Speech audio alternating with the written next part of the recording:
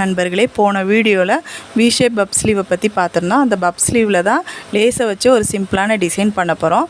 அதுக்கு அந்த பப் ஸ்லீவோட கார்னர்லேருந்து ஸ்லீவ் பாட்டத்தோட எண்டு வரைக்கும் அதுக்கு கீழே ஒரு 4 இன்ச்சுக்கு எக்ஸ்ட்ரா நம்ம லேஸ் எடுத்துகிட்டு அதை ரெண்டாக மடித்து ஃபஸ்ட்டு அந்த கார்னரில் வச்சு ஒரு ஸ்டிச் பண்ணிக்கணும்.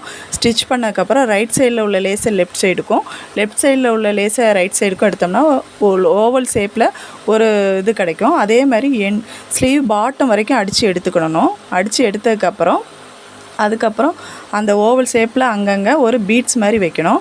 பீட்ஸ் மாதிரி வச்சுட்டு அதுக்கப்புறம் அந்த ஃப்ளீட்ஸு உள்ள இடத்துல நம்ம ஒரு பட்டன் வச்சு தச்சு எடுத்தோம்னா பார்க்க நீட்டாகவும் இருக்கும், அழகாகவும் இருக்கும். இது பிடிச்சிருந்தால் லைக் பண்ணுங்கள், ஷேர் பண்ணுங்கள், சப்ஸ்கிரைப் பண்ணுங்கள்.